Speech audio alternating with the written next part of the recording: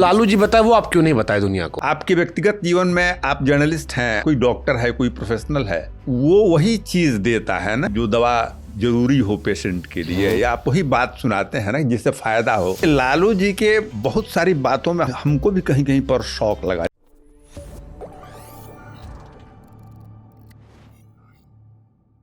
तो जो लालू जी बताए वो आप क्यों नहीं बताए दुनिया को?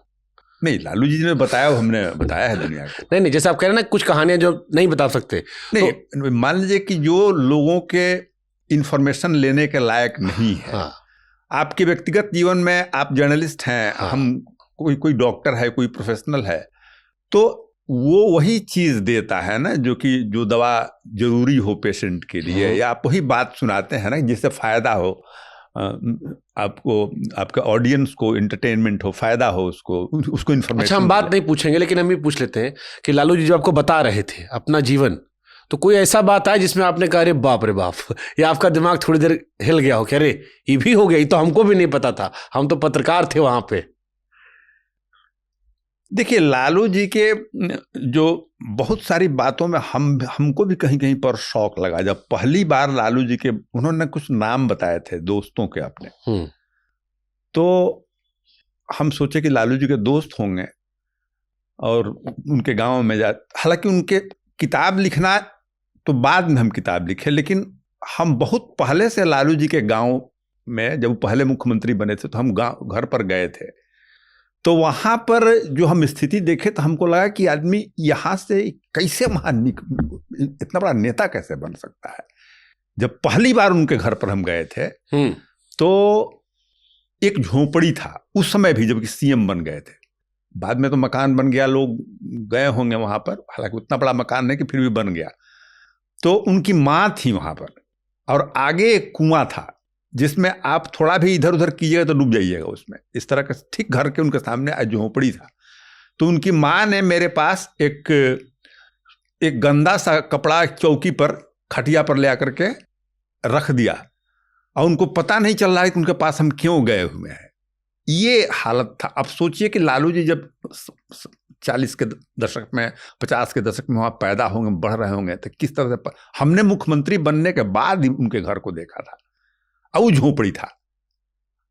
और उनके मित्र जो थे इंद्रासन, नथुनी यादव, उसी तरह से उनके भाई जब हम वहाँ बैठे हुए थे, मर गए बेचारे गुलाब यादव, तो कंधे पर हल लेकर के और नंगे बदन आधा लुंगी पहन करके 2 बैलों को लेके आ रहे थे।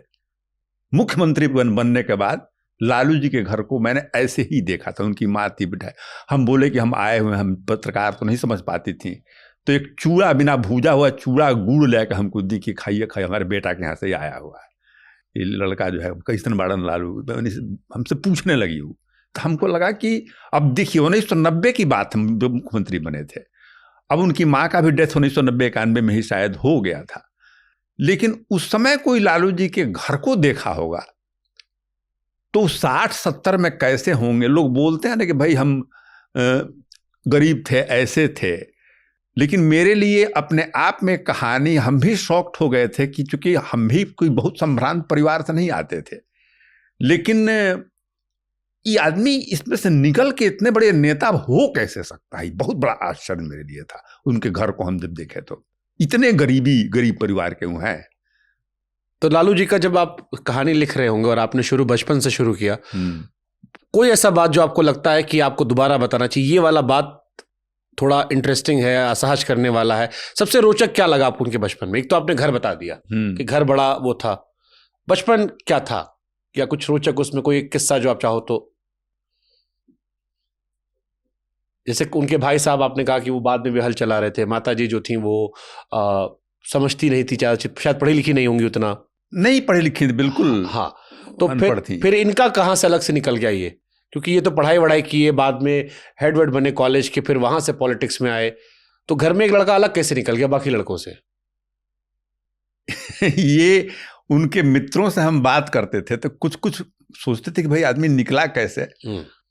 तो ये एक कहानी है कि उनके दोस्त ने बताया कि हम लोग गांव में चोर सिपाही खेलते थे, मैंने लुक्का छिपी का खेल नहीं होता है, चोर सिपाही। तो लालू जी जो थे वो वो चोर सिपाही में अपने सिपाही बन जाते थे। हम लोग चोर जो है बनते थे उसमें। और एक स्कूल था जहां पर पढ़ने होने हम जाते थे हम लोग।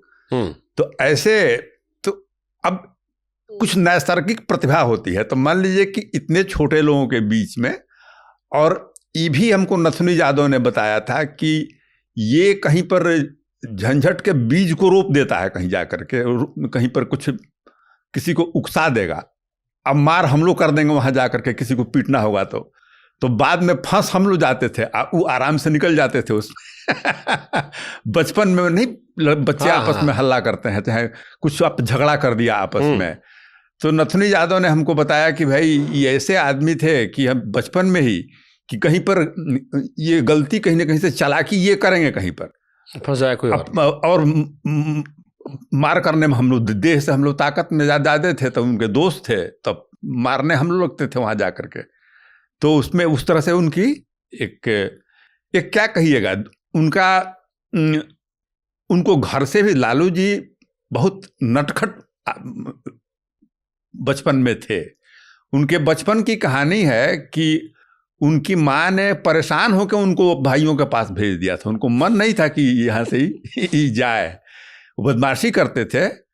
तो कोई अब हींग बेचने वाले गांव में एक, अब पता ना आप जानते हैं कि नहीं, पहले के जमाने में हींग बेचते थे सब गांव में, और हींग जाड़े के दिनों में हींग का कंजम्पशन लोग करते हैं, तो वो बेचते रहते थे। और फिर आके बाद में उसको गर्मी के दिनों में पैसा या अनाज उसके बदले बार्टर सिस्टम में लेते थे लोग। तो एक हींग वाला आया और घर पर तो कुआं आपको हम बताए थे, तो वहाँ वो कुआं रख दिया वो, और लालू जी क्या किए कि उसके कुआं में पूरा उसका हींग डाल दिया। पूरा लोग जुट गया कि भाई तो बड़ा बदमाश आदमी है, इसको भगाओ यहाँ से। तो ये कुछ भी थे, इस तरह से कुछ बदमाशी नटखट किया करते थे। तो बाद में इनके भाई लोग दूध बेचते थे आपको पटना में, तो बोले कि भाई ले जाओ इसको, वहीं पर रखो अपना। गोपालगंज पटना कितना दूर है? दूर है, आपको 135 किलोमीटर दूर है। 135। तो उतना दूर दूध बेचने आते थे? नहीं, वहीं पर लोग वेटनरी में रहते थे लोग, दूध जाके बेचते। डेयरी वाली जो गाड़ी आती होगी? नहीं, दूध गाय भैंस लोग रखता था ना। हाँ, जैसे बहुत सारे नॉर्थ बिहार के जो लोग थे, वो पटना में लोग उस समय ये पॉलिथीन ये सब दूध का सिस्टम सुधा वगैरह नहीं था ना, तो लोग डेयरी भैंस गाय रखते थे और दूध को बेचते थे। वहां जाके या वहीं गोपालगंज? वहीं नहीं, पटना में ही रहते थे। अच्छा, पटना में रह पटना में रह करके गाय भैंस पाले हुए हैं। और दूध अब अभी तो हो गया है कि आपको डेयरी का कॉर्पोरेट, हाँ, वो आता है, ले लेता, गाड़ी आता है। उस समय तो जाके भैंस गाय रखते थे, दूध दूहते थे, अब फिर घर घर पर बाल्टी से समझ गया पहुंचाते थे। हाँ, जैसे वो साइकिल से वो आता है डब्बा लेके। हाँ, तो उस तरह से लोग पहुंचाते थे, गाय रखते थे। तो इनके भाई लोग भी ये अहिर यादव जाति के हैं लालू जी, तो इन लोगों का ट्रेडिशनल काम था, गौपालक लोग हैं। तो दूध का ट्रेडिशनल का जातीय से मिला हुआ काम था, दूध को, गाय को पालना, दूध को बेचना। सबके घरों में दूध की जरूरत रहती है, तो उस तरह से इनके भाई लोग दूध बेचते थे। लालू जी कब दूध बेचे? लालू जी भी दूध बेचे, पहुंचाते थे लालू जी दूध। अपने भाई बोलेंगे कि भाई जाओ दूध देते आओ, तो जाके बेचते थे। कुछ वीडियो तो हम देखे हैं दूध दूहते हुए। दूध मैंने, चूंकि लालू जी गायों के बहुत शौकीन है, और हमेशा गाय रखते हैं या बहुत प्यार करते हैं गायों से।